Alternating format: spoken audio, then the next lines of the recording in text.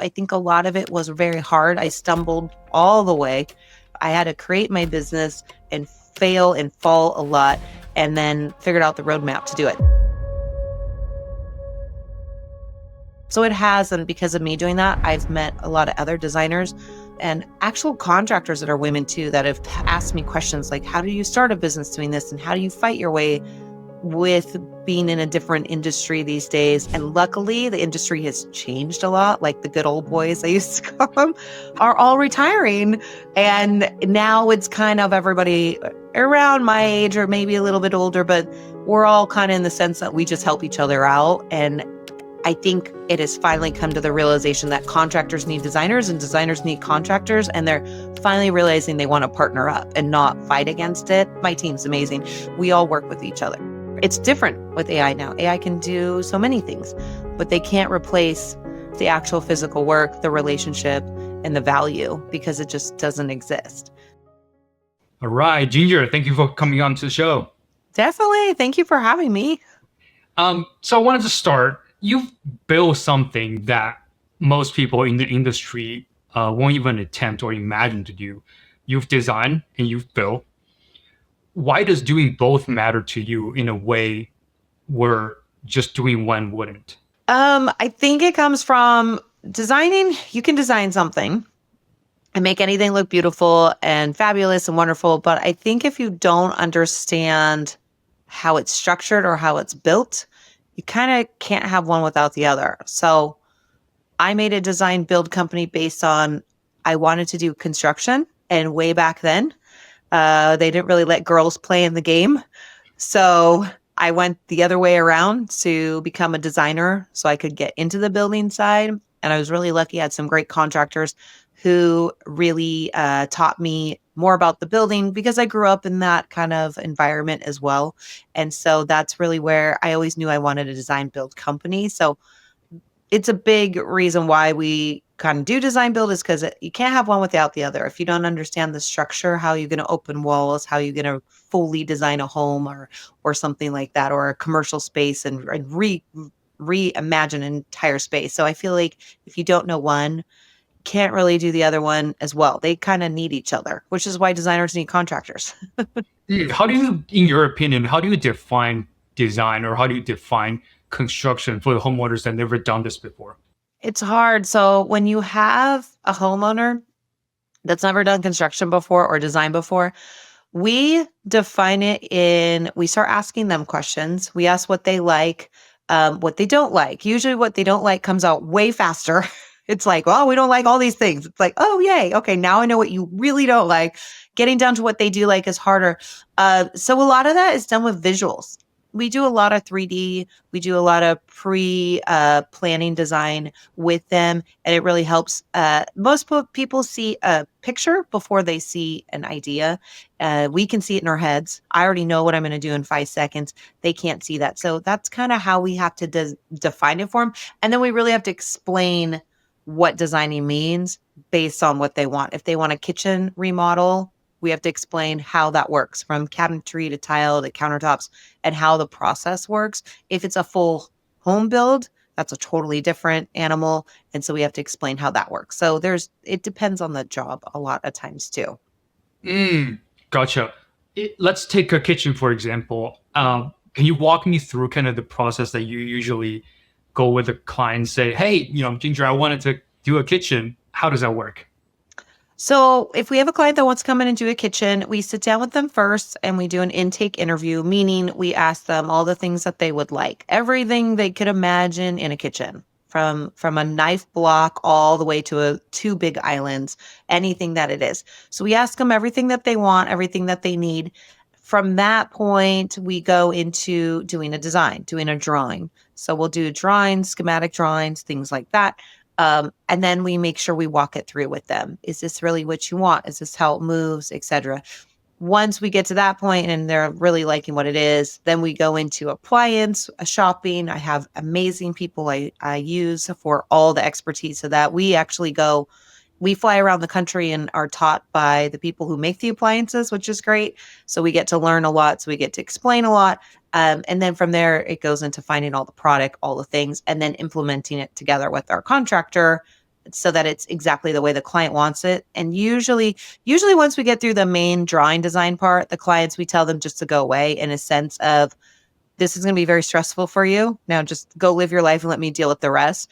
And so in the end, it comes out exactly what they want. But the first part is about a 2-month process of back and forth of what do they want? What do they need? And they have to see it. So many people cannot see things, which is why I have on my team, Emerson, who's our visual, he heads up our visual side of things. Just because I don't have time to do all that anymore. And so he does all that. So it's really helpful. I have cut out so many problems because of that. How is that different from when you mentioned earlier kitchen versus a full house, though? The difference actually, it's kind of the same. It's just bigger. So a kitchen is smaller, more compact. There's a lot of items that go in there, a lot of details that go in there. A full house is almost a little easier. It's the same process, just a bigger process. So when it's a full home, we have to think of each area as private, versus public, and how it flows, where it goes. And then we really have to ask more intimate details of like, who lives here, who comes and goes, do you have animals, what do you entertain? So we really have to get into their lives and get intimate with them to understand what they like, and then we can build a whole home that will honestly work for them and not against them. So that's usually how we do that. That's a longer process. And when we do a full home build from the ground up, it's about 3 years, I would say, in a sense, because we do designing, drafting, architecture, all that. So it takes some time. So we have to make sure that we all want to be together and get along and can communicate. So it's a more intimate than more than 3 months. It's like years. We have to make sure. That's a lot, like really good, thoughtful questions. Were you like always like that when you growing up? I think, well, okay, I'd say so. I think so.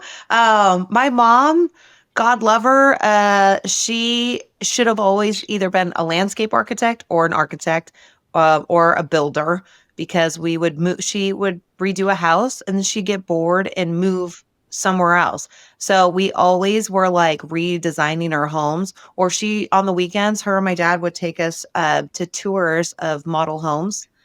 That was fun Mm. for them. I don't know. So I kind of was, I guess, put into the industry 'cause she was retiling, redoing everything. So I think so. I think it was inbred in me without knowing it.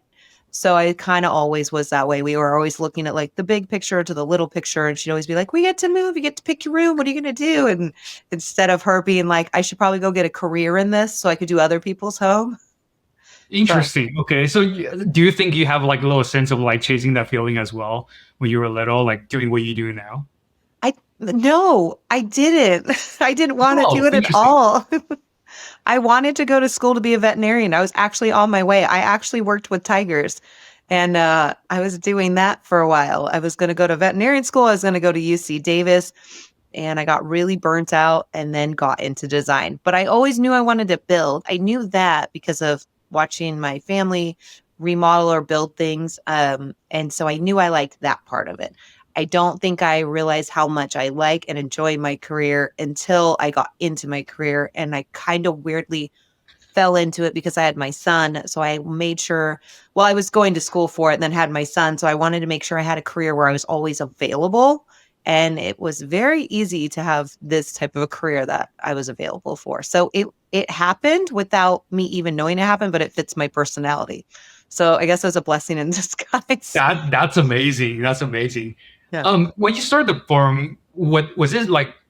More of something going on with your life that made you do it, or was it like not really like a event that happened, or is it more like your calling that you went from art to firm directly?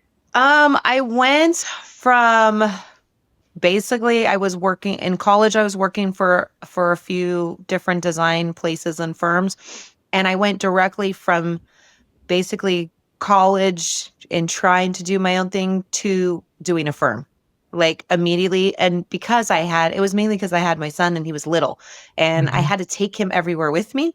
Hmm. And it was just so much easier to run a firm than that. I had to learn everything the hardest way possible. And then when I really needed to learn something, I'd go work somewhere for a couple of years, learn what I needed to do or not do. And then I would take that back and implement that in my firm. But I think growing up before I went to college, I'd always worked in a business atmosphere.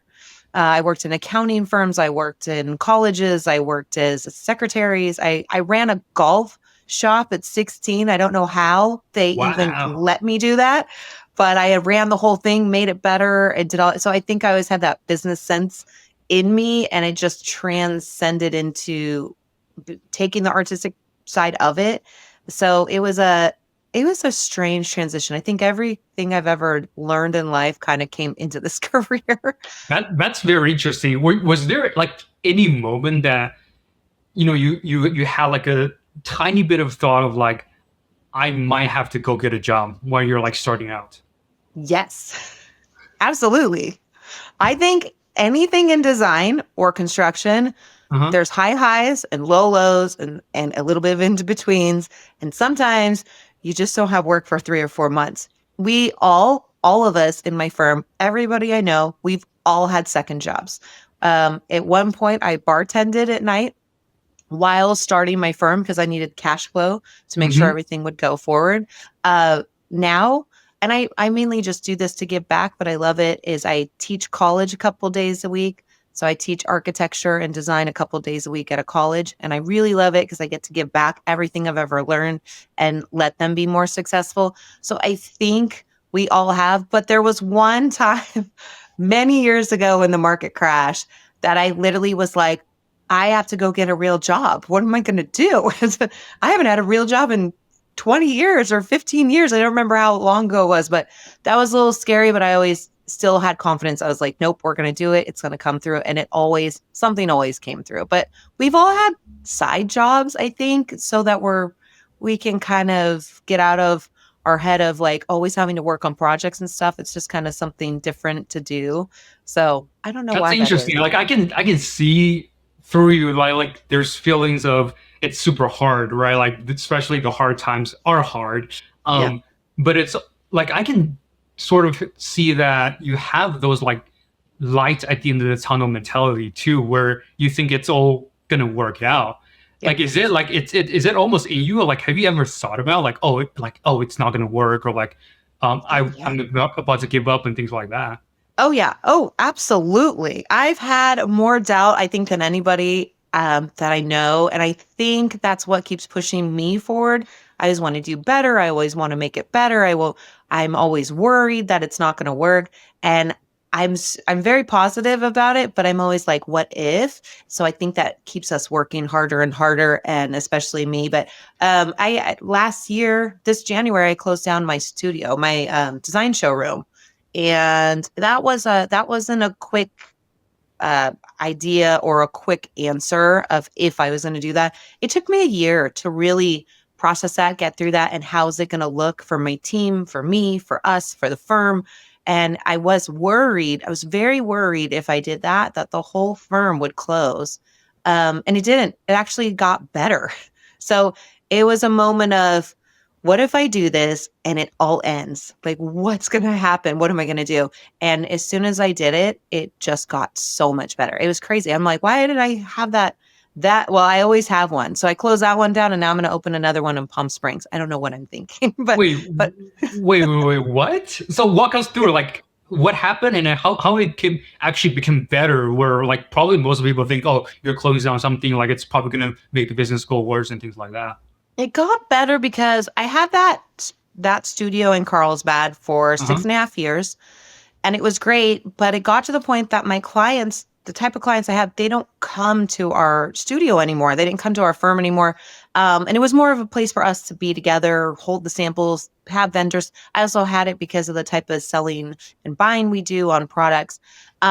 And it became better because now I wasn't tied to somewhere where I thought I have to be here every day. I need to make sure I show up every day. I have to make sure we're here this many times.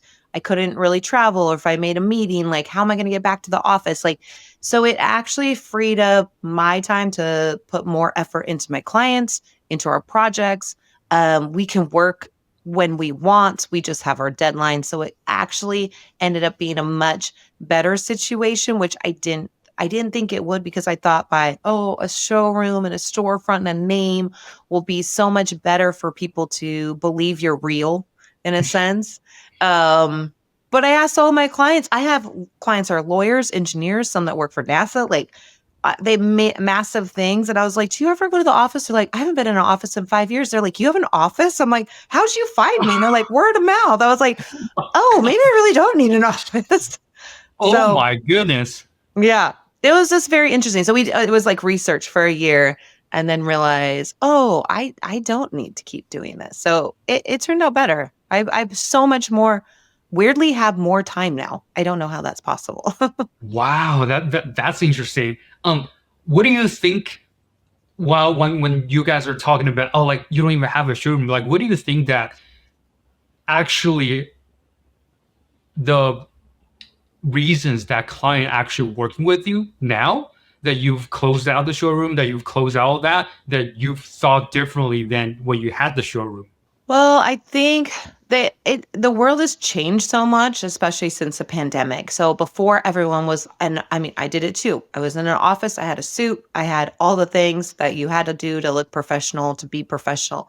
I feel like it's changed and it's slow. It was a massive process at first, a couple years, and like, no one was at the office. Then everyone started going back to the office. Then they did research where everybody realized production actually went down by being in the office. So then they started sending everybody back home and hybriding. So I think that helped in the sense of making clients think, okay, it doesn't matter if she doesn't have an office, she can still do everything that she can do because I'm Mm. working on their home or their space or their commercial space at their place, not in my office. Like I'm not building it in my office. So they realize it doesn't matter as long as I'm doing the job. And they're happy about that. I still have a whole building for all my samples. I still have showrooms I use. I still have that. They still don't even come to any of that stuff. They're just like, email it to me. We meet in person and do everything on the computer. We look at it in person at the actual space. So it's just changed where I didn't think that it would. But it's been nice. I will say everyone's like was so upset about COVID. And I was like, oh, it helped. I rewrote my business and it changed the way that we can do things. You can be more casual now. You do everything virtual now. It's great. Where at first people are like, virtual? What's virtual? So it's I think it's a good thing, but you never know how it's gonna go when That's you close that's something down. fascinating. That's interesting. It's like you would never in a million years, or at least 10 years ago, to believe that, oh, a design and build firm, Yeah. everything's virtual and you just do everything virtually. But like you said, like I've experienced myself too, on that realm. Um, Yeah. and you briefly mentioned, like, especially at the beginning of years, like becoming a mother on that realm. Like for me, like I have a little brother, 12 years younger, and then Hmm. I kind of watch him grow up. So I kind of like experienced like a little bit, Yeah. right? I felt difficult enough just watching him growing up. Like, how was it for you to handle that plus the beginning of the business and every craziness that's going to be happening? I think one, I was young and I didn't know what I didn't know, which was nice. I was so young that I was just like, oh, this is what you do. So, and I was lucky because everywhere I could bring him in our industry, people are very like giving and understanding, and they all have families or they're starting out or whatever. I was young enough, but old enough to do it in a sense. And I just knew I had to bring him with and schedule things kind of around him, which I always was very good at. So my life was always and still is very scheduled, unfortunately, but it's the only way that it worked. I had great clients. I would bring them with. I would set him at the front door and be like, here's a coloring book, just play, I'll be back. And they'd always be like, he can come in. I'm like, oh, he's fine. And he was very happy sitting there. And he'd come in and they'd give him stuff and he'd hang out and they'd have food and he'd just wander around me. But the funny thing is, he grew up from the day he was born in the industry. So he knew how to act in the industry and he learned a business sense to go off into the world to do what his career is now. And it was a lot of I have to do it. So how am I going to figure it out? And I just figured it out. I was lucky he was easy. I was very lucky he was easy. I was very lucky he was a very good kid. So I didn't have to worry about any craziness. I don't think I could have done it without it. But he traveled well. He picked out fabric one time for a client. She loved it. Yeah, so he just grew up in the industry. A lot of people knew him and he worked on the building side, in the construction side of the industry when he got older for me and for a lot of my other contractors until he went off into his career. So it was it wasn't difficult, I think, because I knew I just had to do it. And like I said, I was a little younger. But I think anybody can do anything as long as they put their mind to it. Wow, that's amazing thought. On that, and in your opinion, how was it very differently, like running a business, or like especially in the early stages, right? When you're trying to make something work, when you're trying to find your targeted ideal audience, when you're trying to find your clients that you're working with and all that realm, what would be your thinking process of in the beginning stages to actually approaching these people? And have you seen any difference, kind of, especially with the technology nowadays? You know, you have AI, social media, all of that, have changed nowadays too. Yes, I've seen it change a lot. I was lucky because, like I said, I worked in a business and in the business environment before I decided to go to college for designing.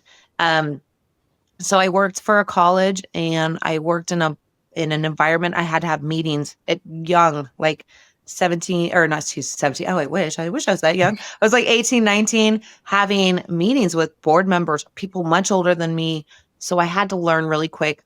I also went off later to head a place that was a nonprofit, and I was in charge of getting money from people, from donors, so that nonprofit art place could keep working and living, and everybody got a paycheck. And so that taught me very young, at about 20, how to deal with people. And I had to deal with them in person and act older and act like I knew what I was talking about, which I did, as I did research. But I think that was different. And I've never been afraid to ask people for anything or approach them or tell them what I could do, because the worst they could say was no. And they'd say no. I'd be like, oh, well, okay, well, why? And then they would tell me why. And I'd be like, well, maybe I can prove it. And then in the end, I'd get it anyways.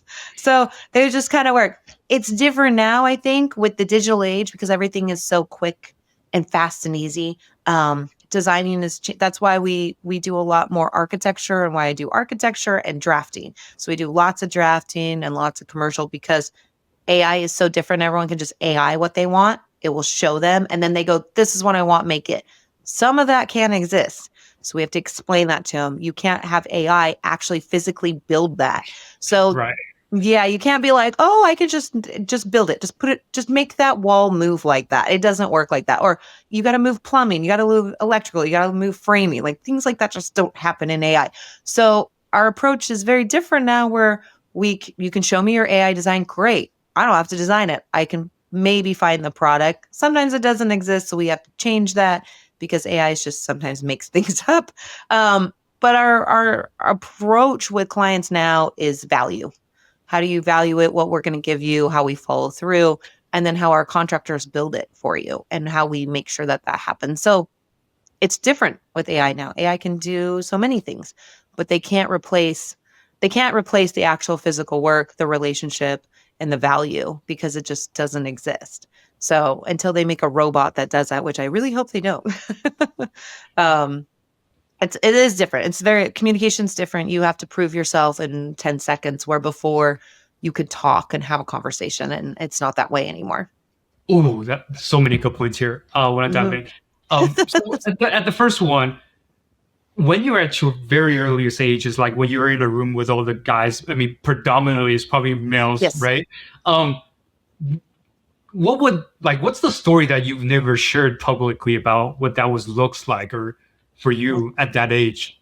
Oh, that was, I guess I'd have to think back really hard, but there was a time when, yes, when I first came into the industry, and especially doing design build, being a woman in a man's world, in a sense, a lot of contractors. I had one woman contractor I met years later. She was an electrician. She owned an electrical company. I really liked her. I got to get to know her and ask her advice and things like that.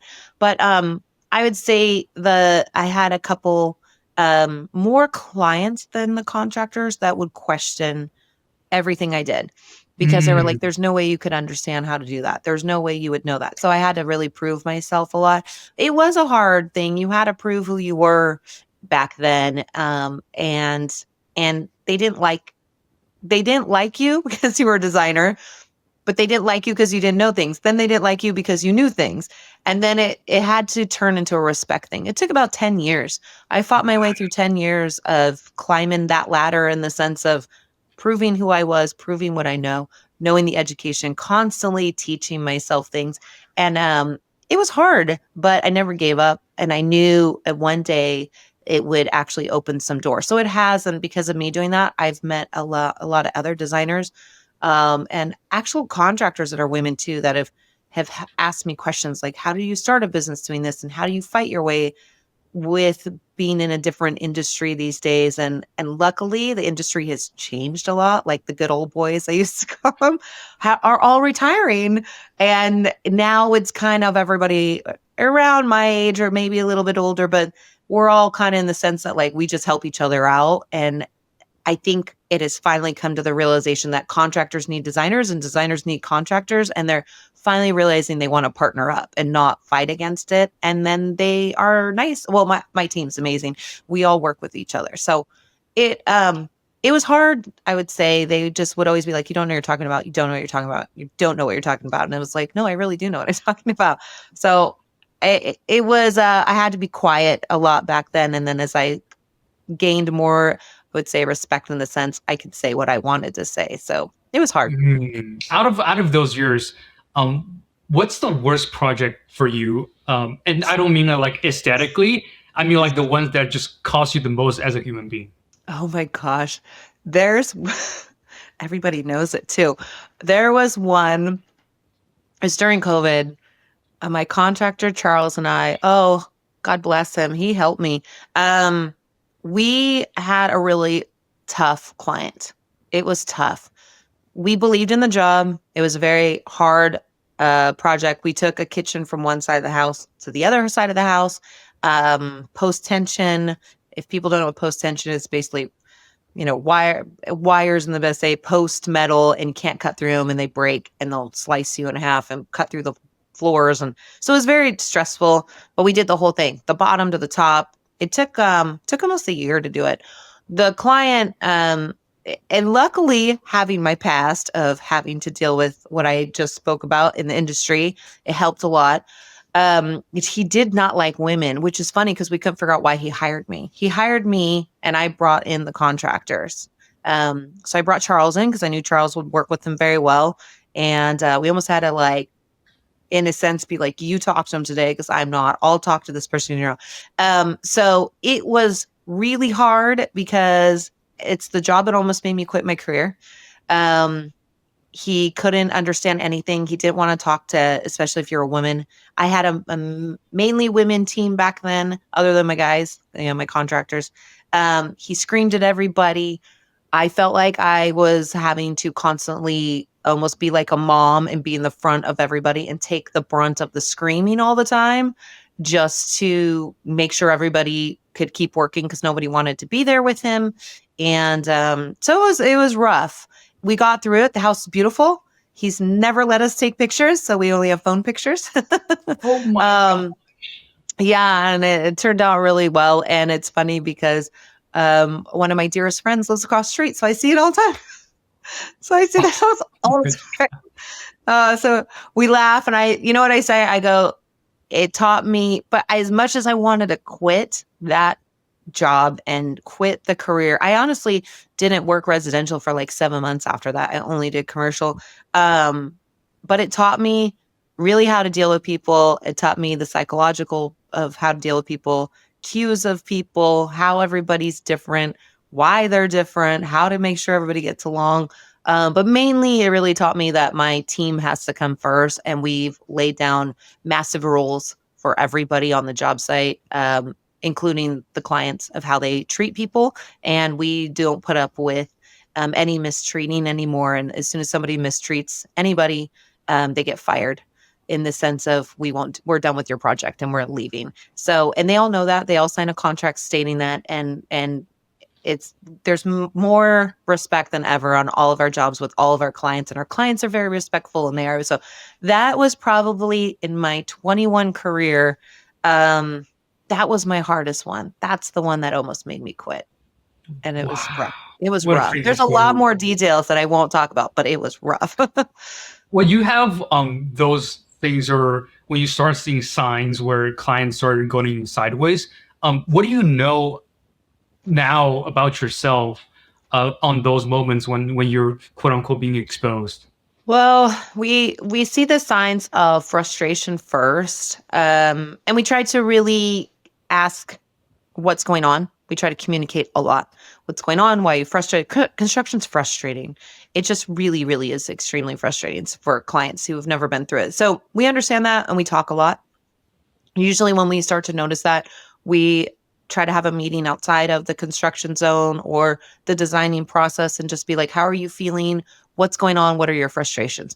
Usually, they just need to vent and tell you what's going on. And sometimes it has nothing to do with you. And if it does, then we say, okay, let's fix this by doing these certain things. So we curb that real quick now. We don't let it run rampant where before we're like, they'll get over it, it'll be fine.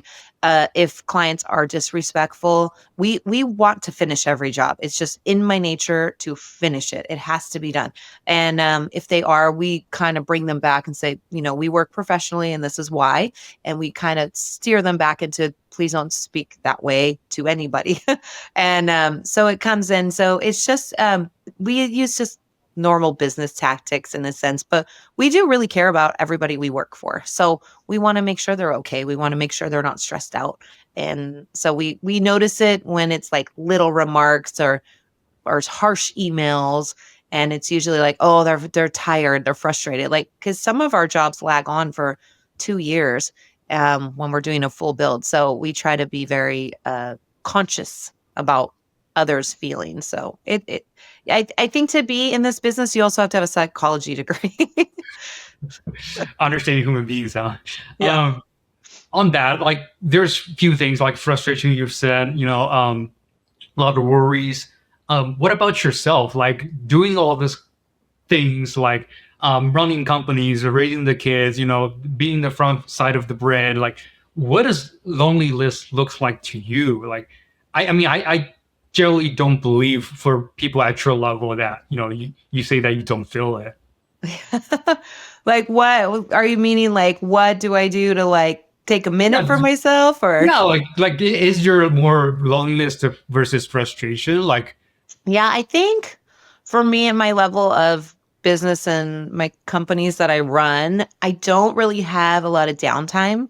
mm, I would say my frustrations in sense of me is getting things done or having to deal with too many things at once in the sense of like, why do they keep asking the same thing? I've already given the answer. How am I going to make it better? Or waiting for an answer. That's like a frustration side of mine, but it's just because I have things scheduled. As far as downtime in a sense, from what I do, I know the one thing is I don't let my team work on the weekends because they need a weekend, and I don't work on Sundays. And that's my kind of like rejuvenation type of a thing so I can start again on Monday. But if I had any free time, I think I would revel in that. I don't ever have that. And if I do get a minute, I even like find a way to work. Monday, I actually worked from downtown San Diego because I had clients to see, and I had a friend in town and she was visiting for work herself. We ended up working the whole time we were hanging out. And I was just like, what is wrong with us? We can't even just hang out and have dinner without working. Like we can't just do anything. But if I had a minute to myself, I think I would just lay in my bed and watch trash TV and not do anything. that's actually a beautiful way to just don't Yeah, don't think about anything, huh? exactly. Okay, on your points earlier on like psychologies or more like I call it almost like a philosophy type of thing. Like I'm sure people walk into homes or they say it feels like me or like they have the words feeling, right? Like, do you believe something happening at the moment of like psychologically, emotionally, or is it when they say when clients say, "Oh, I feel like this way." What's kind of your interpretation from kind of vague words that are hard to put into words? Yeah, I think it's both. I think when you walk into a space, you kind of already know how people are going to be in a sense, or you can tell by their environment kind of what's going on. So I think reading social cues is a huge thing. I pick up a lot of that, and it because everybody's different, and so I really look at that. I think the psychological part comes in because everybody's different. How does everybody communicate and how do they react? That's the part where you have to understand so many different personalities and how to respond to them. I think it comes in both. I think you know right when you come in and meet a person, and then you also find out a lot when you're working with that person, and more comes out. So that's why I think it's like having a psychological degree or any type of degree that deals with emotions and people's makeups, I think is really good, or just learning about them, because it is very it's tough. Personalities are tough, and people deal with Oh, stressful on that, situations so different. I do curious on one thing, which is you had mentioned before that you do usually an hour of consult before you would do anything like enjoying purposes. Um, what are you really listening for that client doesn't know that they're telling you? I'm listening in how they act in their space or what they want to happen in their space. So I'm listening to what they say they're envisioning, and I'm listening to how they're talking about that. I'm listening. A good example is I kept asking a client just recently, actually, what colors do you like? We're trying to do her kitchen. Hmm. And I kept saying, what colors do you like? What colors do you like? She kept telling me these colors, but she kept showing me things that were this color. I like this color. And finally I stopped her. I go, you like texture. You don't like color. And she goes, what do you mean? I go, everything you're showing me is a texture. And when I said that, a light bulb went on, and she's like, oh my gosh, all these years I've been trying to explain to people what I like and nobody's gotten that. And I was like, yeah. So I'm listening to not only how they're saying things, but how they react to things. Reactions are a big way of how people can communicate. And sometimes we have the jobs that we have because we understand, and they hire us because they don't know how to explain those things. Like if it was a doctor, I definitely wouldn't have that job because I wouldn't have be able to explain how the body works. So it's kind of the same thing. So it's just I'm really looking and listening for reactions, how they talk about things, inflections. I've talked to people about things, and when they really tell me they don't like something, they've gotten fully flushed. So I was like, oh, they really don't like that. And how certain things bring back memories. We design a lot on the senses. So there's a lot of those things. There's a lot that goes into it. And I think some of that comes from my science background too. That's amazing. I did notice a lot of people are talking about like sustainabilities. That's like a word that a lot of people that use this nowadays, but it's almost like nobody is willing to pay for it. Like, how do you actually get a luxurious client to spend more on a decision of something that they will never see? That one has to be based on them in a sense. They need to believe in it. It has to be something that they really want, like health.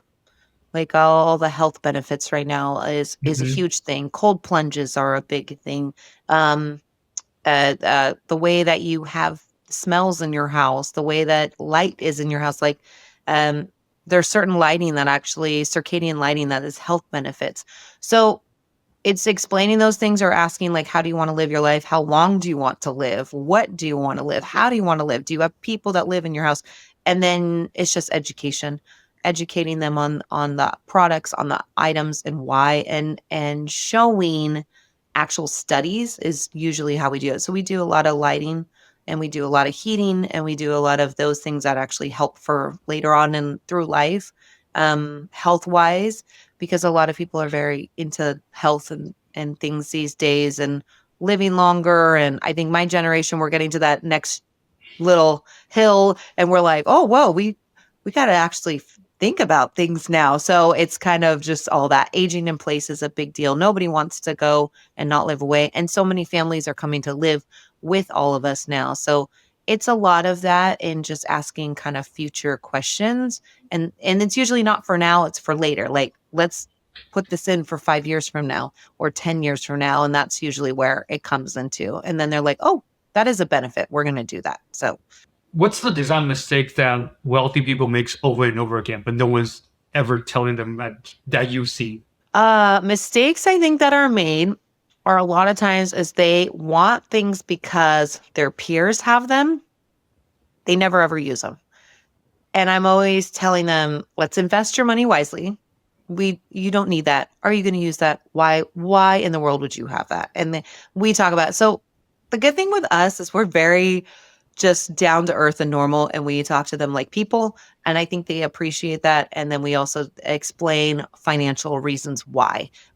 We always talk about like, is this a good return on your investment? Are you going to sell your house in 5 years? Would you actually make money? I had a client that wanted the heaters in their driveway and in the garage. And I asked why. It doesn't snow here. And they said, well, I don't want my feet to be cold. I go, well, in 3 years, your electric bill is going to be sky high. You don't have solar. It's also going to probably break. Then what are you going to do? Jack up your driveway and everything? I go, put on some slippers. I'll buy you a pair of Uggs. And they're like, oh, I go, Uggs are cheaper than the electric bill. And they're like, oh, so then they didn't want to do it. I was like, if you live in the snow, we would talk about this, but you don't live in the snow. You live in Rancho Santa Fe and it's very warm. You're fine. And it feels like that when you're wrong too. Yeah. Out of all these things, I can go on and on, like kitchen, bath, full house, ADUs, commercial, residential. Like I can go on and on with the list of things that you've done. Yeah. Which one makes you feel most like yourself, and why? Most like myself. It's hard because I like all of them. I really, right now, we're switching into commercial, and we're taking on projects that we truly feel a passion about. So we are doing a community center. We're very passionate about everybody that will be part of that. We're talking to some things that have to do with military, that's showing off the military for a museum. So we're very passionate about that because we have military that served on our team, and so we're passionate about that. We take on things we really believe in and things that could transcend over time and kind of give back. We've kind of switched into that. We do believe in all of our residential projects because I believe in living in a space that is for you is the best and healthiest for you. But I think taking on passion projects, in a sense, I call them that because they're bigger, meaningful type projects. I think I really love those because you can almost see the love go into it and you can see how much dedication we put into it. We're extremely detailed. Unfortunately, we're like over the top detailed, but you can kind of see like we get really excited about those type of things. So that's kind of what the era that we're in right now. It always goes back and forth. Actually, on that, like I was telling, so on the Design Coach Collective website that you wrote, if you're feeling alone, stuck, overwhelmed, and unsure what the next right step is in design business, we've got the map. How much of that sentence is more of an autobiography? I think all of it. I had to build my business without anybody telling me. I shouldn't say that. I had a couple really great people that helped mentor me when I wanted help. If I reached out or we talk about things or go to lunch, they would help me with things. But a lot of what I did, I either had to read about, learn by failing, learn by seeing and doing. And so I think a lot of it was very hard. I stumbled all the way. I had to create my business and fail and fall a lot, and then figured out the map and figured out the roadmap to do it. So I think all of it's true. And if I can help the people that are in my Design Coach Collective and in my a lot of my members, we get to skip that part for them. And which maybe it's a badge of honor, like you should learn those things so you know not what to do. But if I can help them succeed and skip over a lot of that heartache, I think it's helpful because nobody taught me or showed me or helped me. So I figure, why not help someone else? Is that why? Like you went.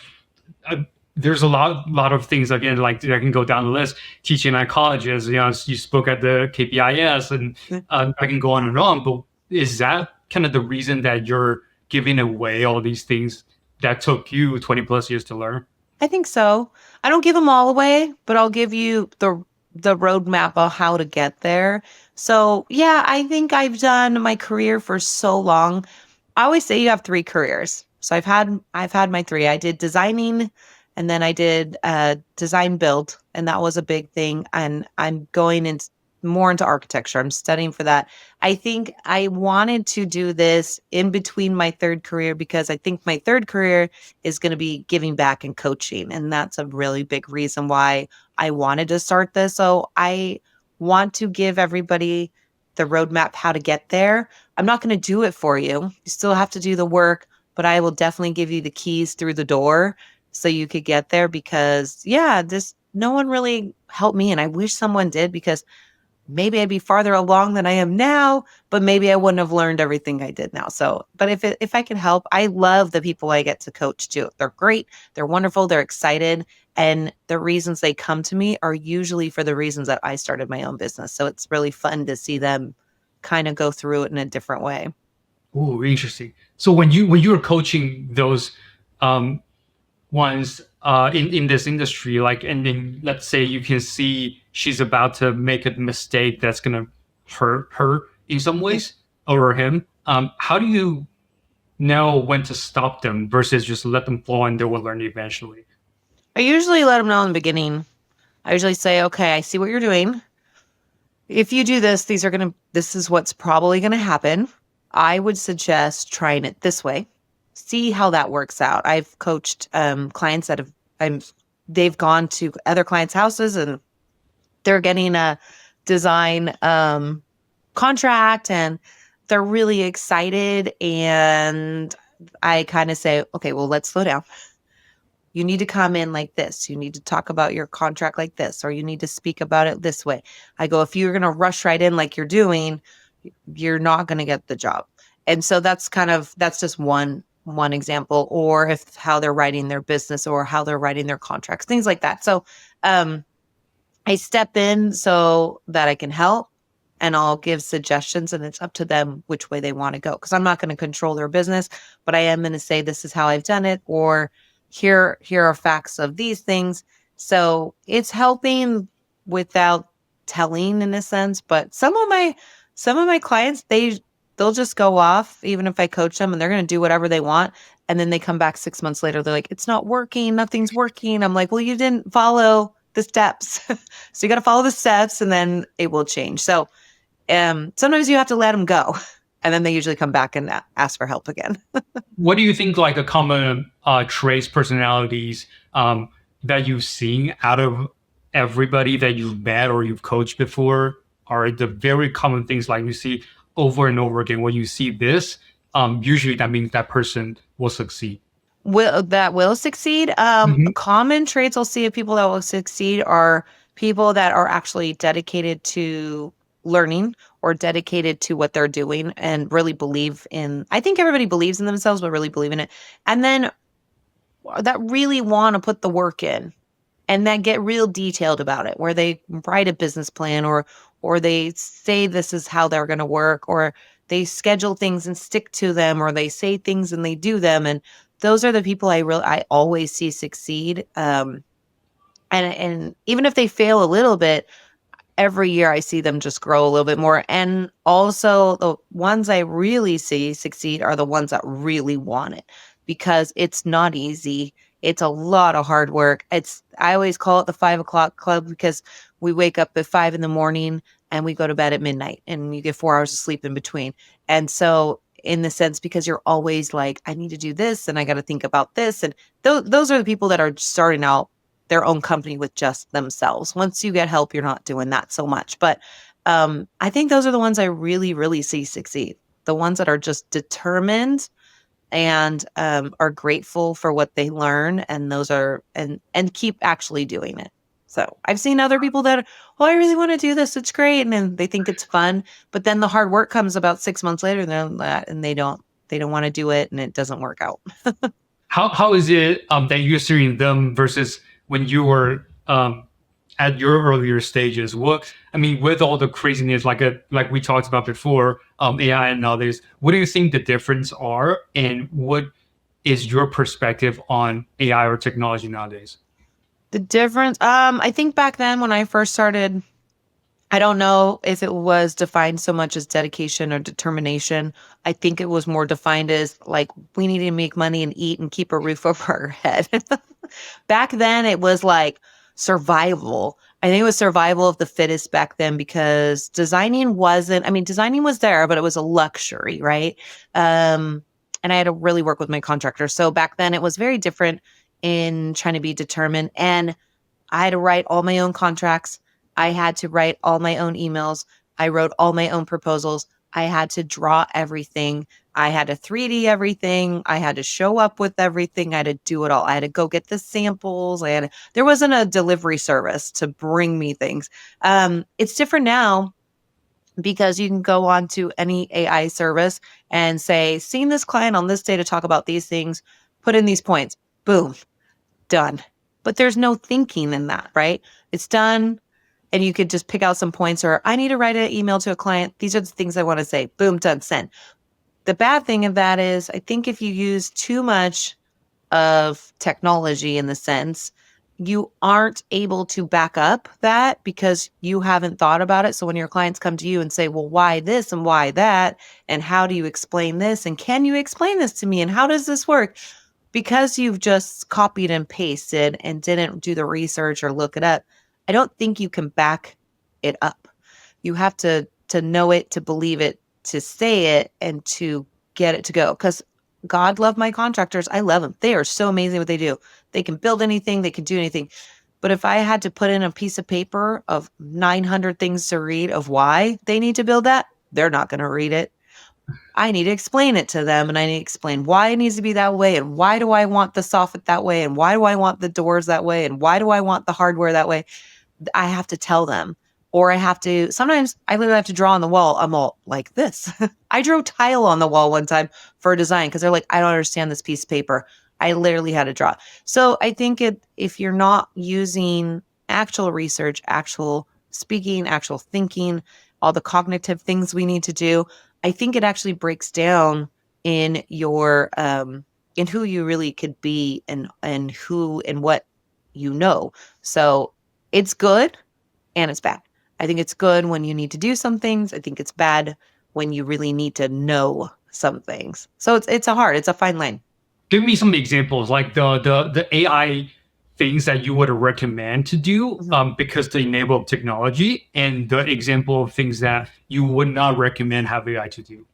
So I would probably recommend the greatest thing I think would be is to write some things to enhance like your website. Because websites are an open door. It's about 30 seconds of grabbing and grabbing someone's attention. I think putting in a little bit of what you want to say and saying, say this in 3 sentences. I think that's great. I think using it for social media, I think it's great for that because it can make it sound great and it's quick and easy and it grabs people. I think those are great. You have to be careful on social media because you have to say AI generated or AI written because all these lawyers are coming out, which I wish I was a lawyer now. All these lawyers are coming out. They're having AI lawyers now where you can get sued for not presenting it that way. So I think that's great for that. Social media, writings, like maybe writing an article about yourself, stuff like that. Where I think it loses its, I guess, ability to make sure that you know everything is if you needed to do research about, like, let's say you had to research about how to frame a house. You could put that in and it can give you bullet points, but then you need to really go and look up how is a house really framed? Why is it framed that way? What are you doing? Why can I not knock down a wall? And what are the aspects of that? I think that's where you need to take it to a whole nother step and actually do physical research. Or if you have to research a product, don't just type it in because sometimes that AI might grab the wrong information and then you're repeating wrong information and your client might know more than you really think that they know and they will call you on it. So that's where I think the research of things just have to come in. But I mean, if you're like, let's say you're going to go on a news show or something and you're like, what are the 3 top things I should talk about? Like that would come in and you're like, oh, 1, 2, 3. Okay. And then you do some research about that. But if you're looking to say, what's the best product for my client's countertop? And they're going to use really hot pots. And then it says quartz. No, might not be the best idea.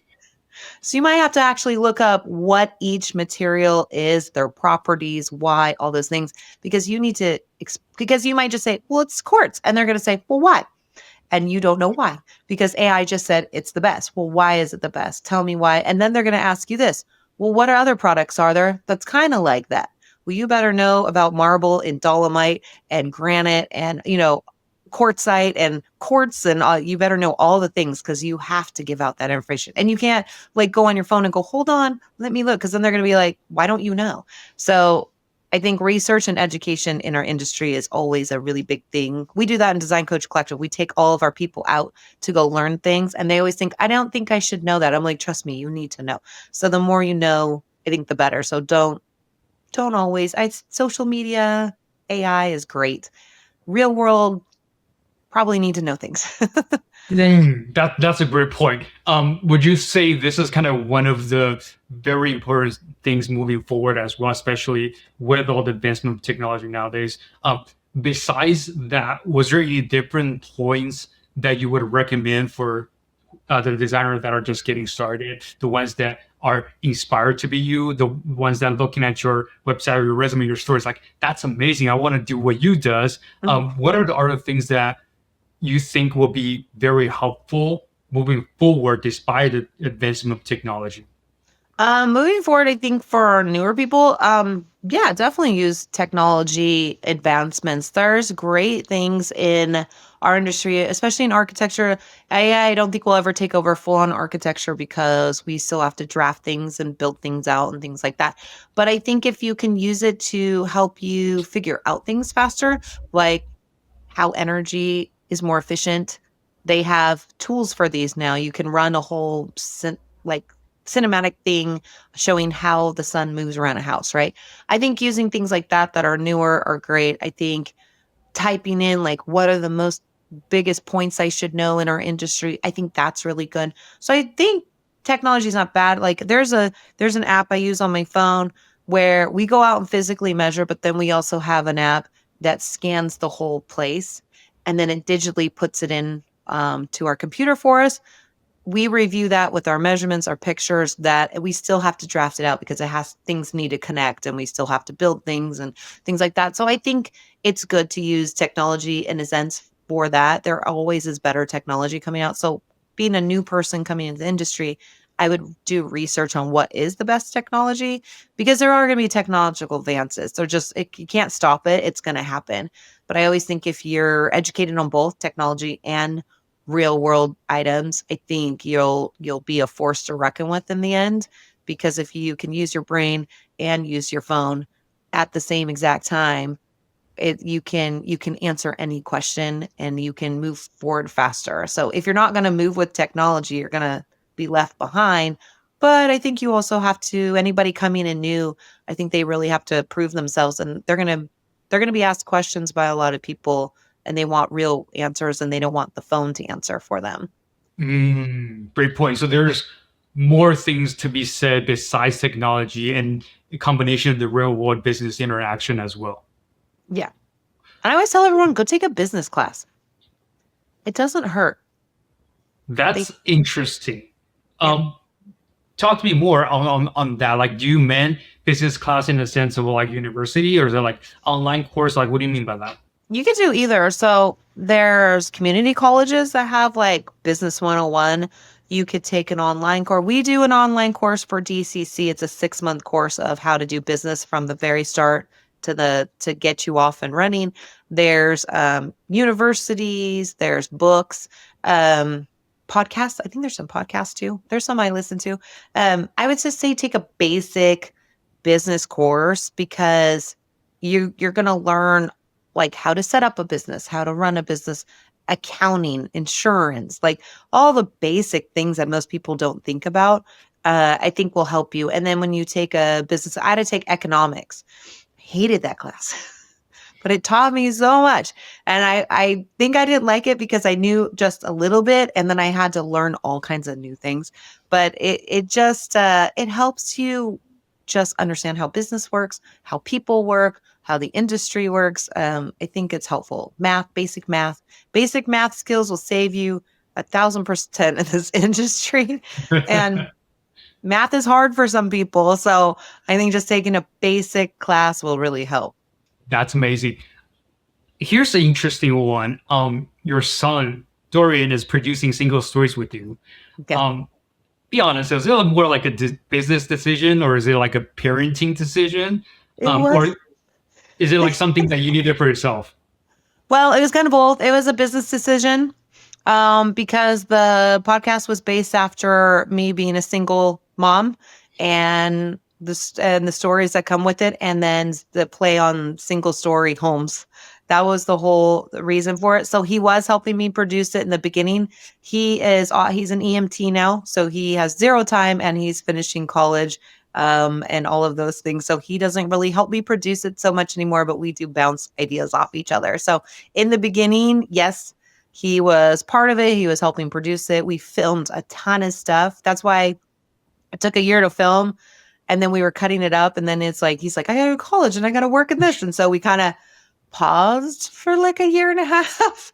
And but now we figured out a way. He's like, here, I'll set it up where you can do it, I'll oversee it and things like that. So it was a business decision. I wanted to give him a job when I started it. I wanted to give him something he was good at. He was good at technology.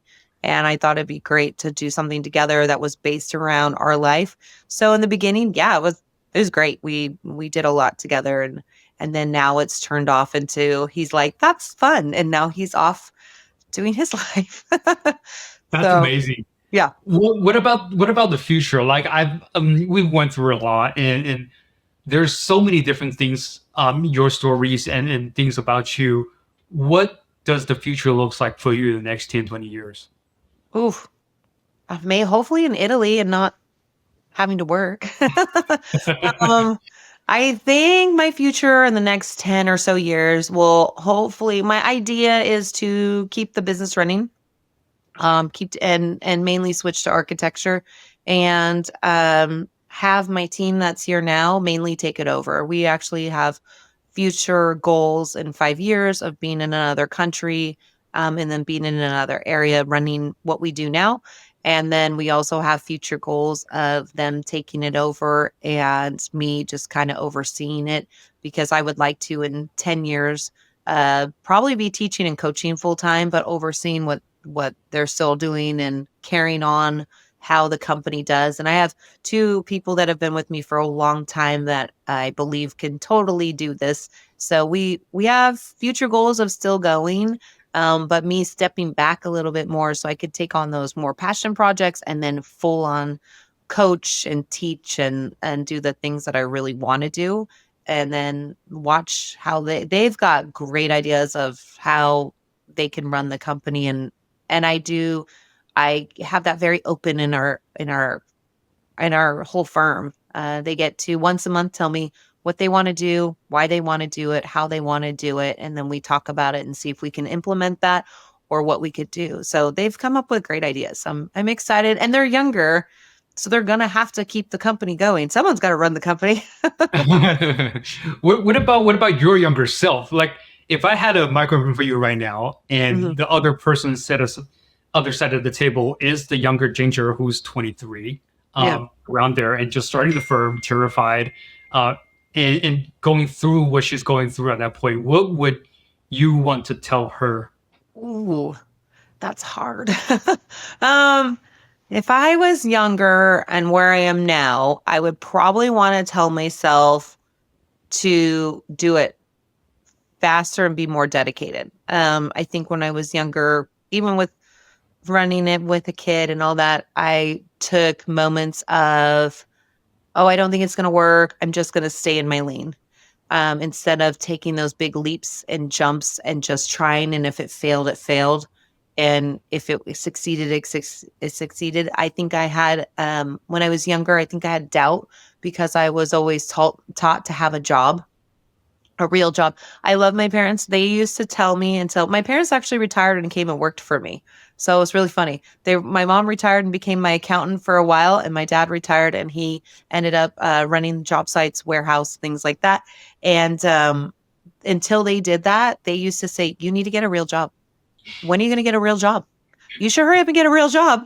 And so I think because of that doubt of not having that 9 to 5 and that trade type of job in a sense, it held me back because I was always like, well, will I have money to live, or will this actually work, or is this really a real job? Like, I think I would tell myself, it's a real job. Now go farther and go faster and go harder and you'll be fine. So I think I would have done things a little different back then. Was it a conversation a little different between you and your parents nowadays? Like after they've worked, Yeah. how does it look like? How does it sound like? Yeah, it's very different. It was you need to get a real job too. They're like, "Oh, I know you have work. I know you're super busy. Like, can you do it this time?" Or if somebody says something, they're like, "Oh no, these are all the things she does. And you know how hard it is and blah blah blah." So it brought them into the world that they never were in. The world I think my mom always wanted to be in, so I thought she'd always would have been really good at it. But it's a totally different conversation now. And it's more I'm now doing that. I need to schedule time to spend with you instead of just constantly working. So it's a little different. But yeah, it once they started working for me, they were like, wow, this is a real job. I'm like, it's a real job. That's amazing. Yeah. Okay. Last but not least, Ginger, where can people find you? Okay, so you can find me on my website, which most people don't know how to spell my last name because it's pronounced Robbie, but it's RAB as in boy, E as in Edward. So it's gingerrabedesigns.com. And we made it so you can go to one website and click on all the different companies. So there's Seaside Drafting, Ginger Rabe Designs, Design Coach Collective, Single Stories, and then there's some other things on there too. So you can go there. You can go on our Instagrams on there, our link trees on there. But it literally, if you just type in my name, because there's not very many of us, Ginger Rabe Designs with an S, it will pop up and you'll find us. Cool. That's amazing. Thank you so much. Thank you. It was fun.